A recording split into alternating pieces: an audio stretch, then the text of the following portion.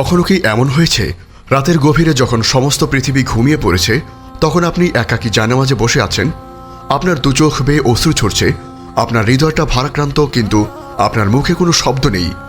আপনি শুধু দুহাত তুলে আছেন আপনার মহান রবের পানে। আপনার মনের ভেতর জমে থাকা হাজারো কথা, হাজারো আকুতি, হাজারো না বলা কষ্ট, সবকিছু আপনি তার কাছে পেশ করতে চান, কিন্তু কোনো শব্দ দিয়ে শুরু করবেন, কিভাবে বললে তিনি সবচেয়ে বেশি খুশি হবেন, আপনি তা খুঁজে পাচ্ছেন না। রমজান মাস দোয়া কবুলের মাস। এই মাসে আল্লাহর রহমতের দরজাগুলো অবারিত থাকে। তিনি যেন তার বান্দাদের ডাক শোনার জন্য অধীর আগ্রহে অপেক্ষা করতে থাকেন। আমরা সবাই দোয়া করি, কিন্তু আপনি কি জানেন এমন কিছু বিশেষ দোয়া, বিশেষ শব্দ আছে যা স্বয়ং রাসূল সাল্লাল্লাহু আলাইহি ওয়াসাল্লাম আমাদেরকে শিখিয়ে গেছেন। এগুলো শুধু সাধারণ কোনো দোয়া নয়, বরং এগুলো হলো আল্লাহর রহমতের মহাসাগরে ডুব দেওয়ার জন্য, তার ক্ষমার ছায়াতলে আশ্রয় নেওয়ার জন্য এবং তার ভালোবাসা অর্জন করার জন্য এক মাস্টার কি বা গোপন চাবি। আসসালামু আলাইকুম রহমতুল্লাহ।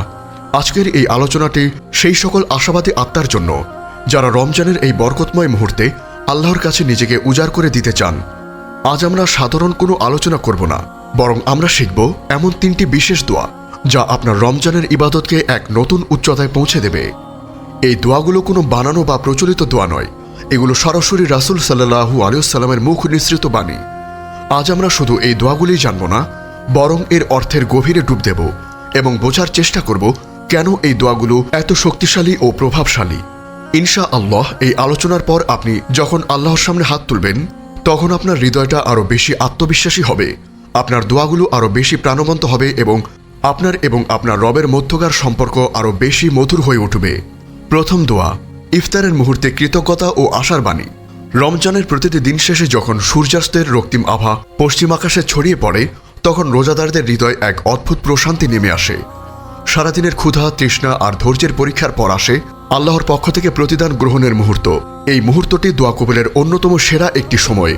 রাসূল সাল্লাল্লাহু আলাইহি ওয়াসাল্লাম বলেছেন, রোজাদারের ইফতারের পূর্ব মুহূর্তের দোয়া কখনো ফিরিয়ে দেওয়া হয় না।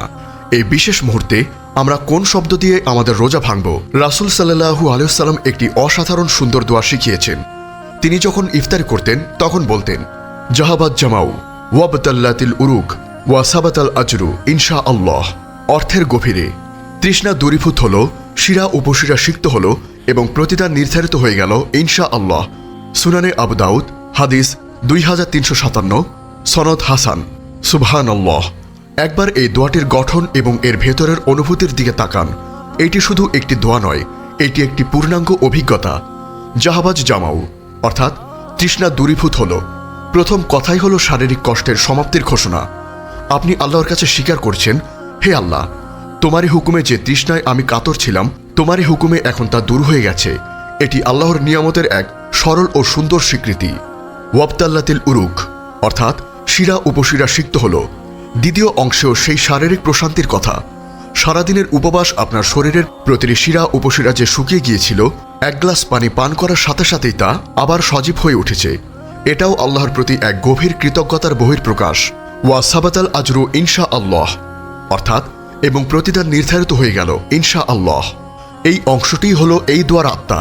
প্রথম দুটি অংশ আপনা আপনি শারীরিক অবস্থার কথা বলেছেন, আর তৃতীয় অংশে আপনি চলে যাচ্ছেন আধ্যাত্মিক জগতে।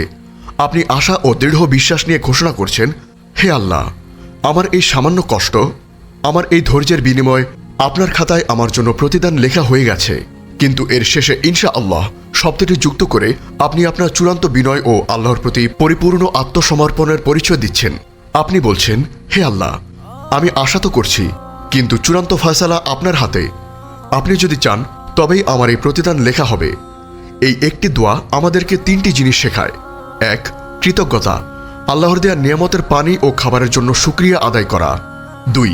আল্লাহর প্রতিদান পাওয়ার ব্যাপারে পূর্ণ আশাবাদী হওয়া। 3. চূড়ান্ত ফলাফলের জন্য আল্লাহর ইচ্ছার ওপর নিজেকে সঁপে দেওয়া। তাই প্রতিদিন ইফতারের সময় এই সুন্দর দোয়াটি পাঠ করুন, এর অর্থকে হৃদয় ধারণ করুন।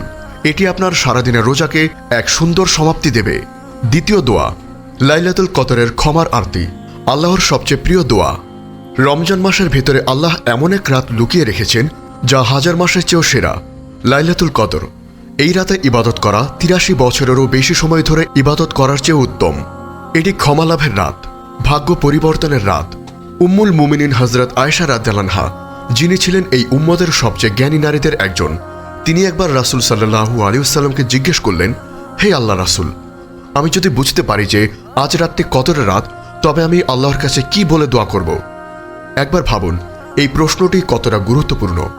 স্বয়ং রাসূল সাল্লাল্লাহু আলাইহি ওয়াসাল্লামের প্রিয়তমা স্ত্রী বছরের শ্রেষ্ঠ রাতের জন্য শ্রেষ্ঠ দোয়া কোনটি তা জানতে চাইছেন, আর রাসূল সাল্লাল্লাহু আলাইহি ওয়াসাল্লাম তাকে যে দোয়াটি শিখিয়ে দিলেন সেটি হলো এই রাতের এবং সমগ্র রমজানের সবচেয়ে শক্তিশালী দোয়া। তিনি বললেন, তুমি বলবে, আল্লাহুম্মা ইন্নাকা আফুউন তুহিব্বুল আফওয়া ফাআফু আন্নি। অর্থ হচ্ছে, হে আল্লাহ, নিশ্চয়ই আপনি আফু, আপনি ক্ষমা করতে ভালোবাসেন, সুতরাং আমাকে ক্ষমা করে দিন। এই ছোট্ট দোয়াটির ভেতরে ক্ষমার এক মহাসাগর লুকিয়ে আছে। আসুন আমরা এর গভীরতা বোঝার চেষ্টা করি। ইন্নাকা আফুন অর্থাৎ নিশ্চয়ই আপনি আফু। আরবি ভাষায় ক্ষমার জন্য একাধিক শব্দ রয়েছে, যেমন গফুর, সাফাহা ইত্যাদি, কিন্তু এখানে আফু শব্দটি ব্যবহার করা হয়েছে। গফুর অর্থ হল যিনি গুনাহকে ঢেকে দেন, কিন্তু আফু শব্দের অর্থ আরও অনেক গভীর। এর অর্থ হল যিনি গুনাহ এমনভাবে মুছে দেন যেন সেই গুনাহটি কখনো করাই হয়নি। তিনি শুধু আপনার আমলনামা থেকে মুছেই দেবেন না, বরং ফেরেশতাদের খাতা থেকেও মুছে দেন এবং কিয়ামতের দিন আপনার স্মৃতি থেকে সেই গুনার লজ্জা মুছে দেবেন। সুবহানাল্লাহ! আপনি আল্লাহর কাছে শুধু ক্ষমা চাইছেন না, আপনি চাচ্ছেন এক পরিচ্ছন্নতা। তুহিব্বুল আফওয়া, আপনি ক্ষমা করতে ভালোবাসেন। এই অংশটি আল্লাহর সাথে আমাদের সম্পর্ককে এক নতুন মাত্রা দেয়। আল্লাহ শুধু ক্ষমাই করেন না, তিনি ক্ষমা করতে ভালোবাসেন। তিনি যেন তার বান্দাদের ফিরে আসার অপেক্ষায় থাকেন। তিনি যেন চান তার বান্দারা ভুল করুক, তারপর অনুতপ্ত হয়ে তার কাছে ফিরে আসুক, আর তিনি তার ক্ষমার চাদর দিয়ে তাকে জড়িয়ে ধরবেন। এই বাক্যটি আল্লাহকে একজন কঠোর বিচারক হিসেবে নয়, বরং একজন প্রেমময়, দয়ালু ও স্নেহশীল রব হিসাবে আমাদের সামনে তুলে ধরে। ফাআফু আন্নি অর্থ হচ্ছে, সুতরাং আমাকে ক্ষমা করে দিন।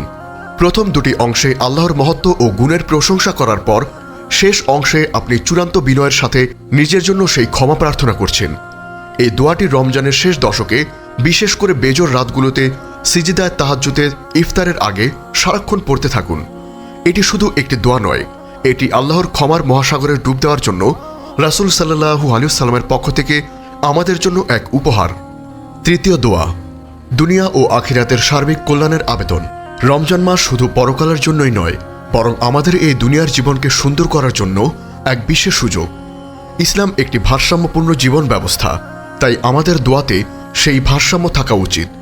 রাসূল সাল্লাল্লাহু আলাইহি ওয়াসাল্লাম প্রায়শই একটি দোয়া পড়তেন, যা আকারে ছোট হলেও এর পরিধি এতটাই ব্যাপক যে তা দুনিয়া ও আখিরাতের সকল কল্যাণকে অন্তর্ভুক্ত করে। দোয়াটি হচ্ছে, আল্লাহুম্মা ইন্নী আসআলুকা হুদা ওয়াত তুকা ওয়াল আফাফা ওয়াল গিনা। অর্থ হচ্ছে, হে আল্লাহ, আমি আপনার কাছে চারটি জিনিস প্রার্থনা করছি: হিদায়াত, তাকওয়া, পবিত্রতা এবং সচ্ছলতা। সহিহ মুসলিম, হাদিস 2716। এই চারটি শব্দ আপনার জীবনের সকল প্রয়োজনকে অন্তর্ভুক্ত করে। 1.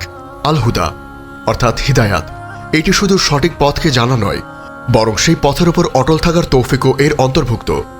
আপনি আল্লাহর কাছে আপনার জীবনের একটি আধ্যাত্মিক অর্থাৎ জিপিএস চাইছেন, যা আপনাকে প্রতি মুহূর্তে পথের দিশা দেবে। 2.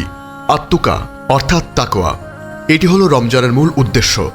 তাকওয়া হলো আল্লাহর সেই ভয় বা ভালোবাসা যা আপনাকে সকল প্রকার হারাম ও গুনাহের কাছ থেকে বাঁচিয়ে রাখে। এটি আপনার ঈমানের বর্ম। 3. আল আফাফা অর্থাৎ পবিত্রতা, চারিত্রিক নির্মলতা।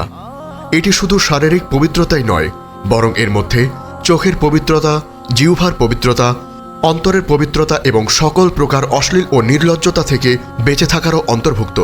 আপনি আল্লাহর কাছে এক নিষ্কলুষ ও নির্মল চরিত্র প্রার্থনা করছেন। 4.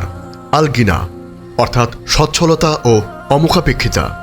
এই গিনা শুধু অর্থনৈতিক সচ্ছলতাতে নয়, বরং এর সবচেয়ে বড় অর্থ হল অন্তরের সচ্ছলতা, অর্থাৎ আল্লাহ আপনাকে যা দিয়েছেন তা নিয়ে সন্তুষ্ট থাকা এবং মানুষের কাছে হাত পাতা বা অন্যের উপর নির্ভরশীল হওয়া থেকে মুক্ত থাকা। যে ব্যক্তির অন্তর ধনী, সেই পৃথিবীর সবচেয়ে বেশি সুখী মানুষ। এই একটি দোয়ার মাধ্যমে আপনি আপনার ঈমান, চরিত্র, আপনার দুনিয়া এবং আখিরাত সবকিছুর জন্য আল্লাহর কাছে সর্বোত্তম জিনিসগুলো চেয়ে নিচ্ছেন।